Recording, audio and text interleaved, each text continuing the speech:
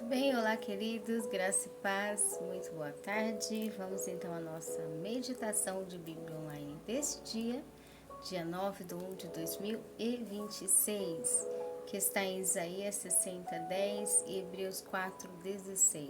Diz assim: E os filhos dos estrangeiros edificarão os teus muros, e os seus reis te servirão, porque no meu furor te feri, mas na minha benignidade tive misericórdia de ti. Hebreus 4,16 diz: Cheguemos, pois, com confiança ao trono da graça, para que possamos alcançar misericórdia e achar graça a fim de sermos ajudados em tempo oportuno. Nós hoje vamos falar sobre o fator de reconstrução de Deus. Quando Deus chega a uma fase, principalmente aqui na história estamos vendo de Israel, que sofreu um período de cativeiro, um período de correção, onde Israel estava andando após outras nações. Então Deus mostrou o efeito do que é ter a vida conforme outras nações e o que é ter a presença e a companhia de Deus, a diferença entre distância e presença de Deus.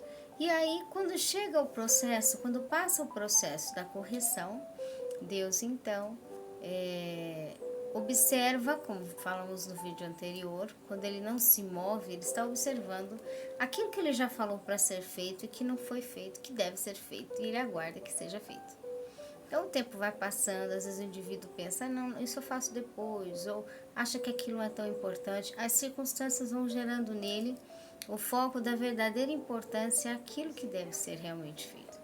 E uma das coisas que o cativeiro e o sofrimento de Israel, todas as vezes que Israel era corrigido, ele gerava dentro de Israel a verdadeira pensamento, conclusão mental e conclusão realmente de consciência do gosto de Deus. Eles passavam em vez de gostar das coisas destrutivas, a realmente entender a importância de gostar dos gostos de Deus. É quando eles começavam a realmente viver aquilo que era a vontade de Deus, o querer de Deus, o gosto de Deus. Então chegava o processo da reconstrução, a restituição.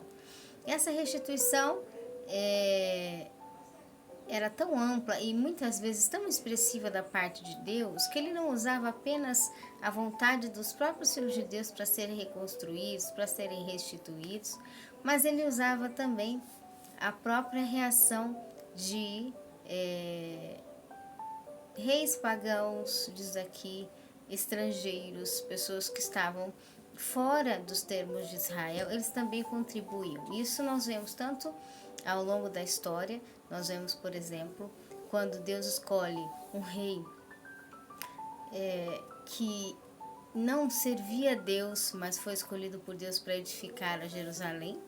E aí ele diz, até nas escrituras falam, né? Acho que é Ciro, que foi escolhido por Deus para reconstruir, diz o Senhor que fez os céus e a terra, me chamou para reconstruir a Jerusalém, aquele que entenda, aquele que compreenda que o seu Deus o chama, que suba juntamente comigo para essa reconstrução. Nos tempos de Neemias, nós vemos o exemplo quando Neemias está triste ali diante do rei que ele servia pagão, e o rei perguntou: o que você tem? Você nunca é triste? O que está acontecendo? E aí quando Neemias fala o que acontece, o rei diz: você pode ir para reconstruir. E aí Neemias foi e ele ainda ajudou esse rei pagão, ajudou Neemias com aquilo que precisava, com madeiras, com suportes necessários que Neemias precisasse, o rei enviou.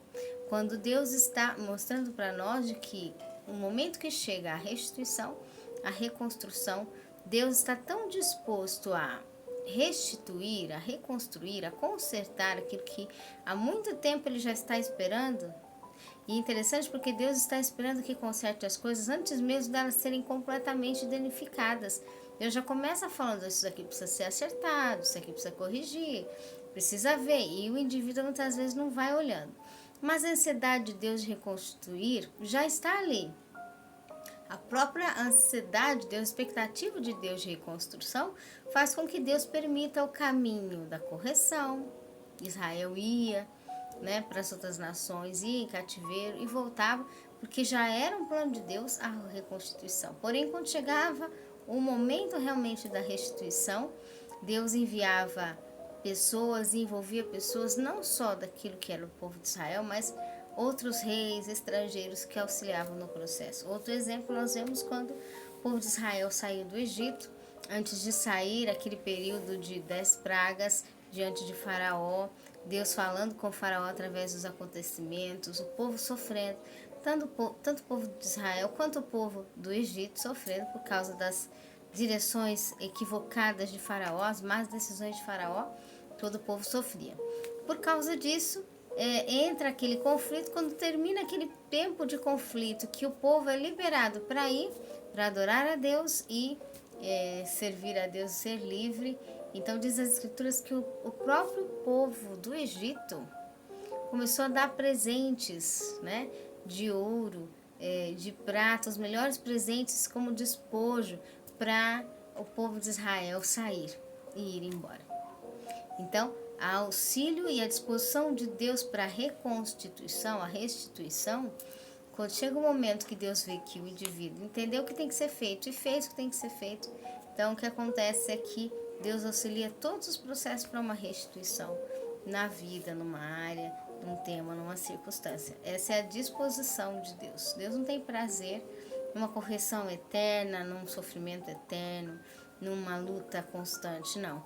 Deus só quer que o indivíduo realmente esteja alinhado aos cuidados de manutenção de Deus. Uma vez que nós estamos alinhados aos cuidados de manutenção de Deus, segue a todas as coisas devidamente organizadas por Deus e automaticamente reconstituídas por Ele.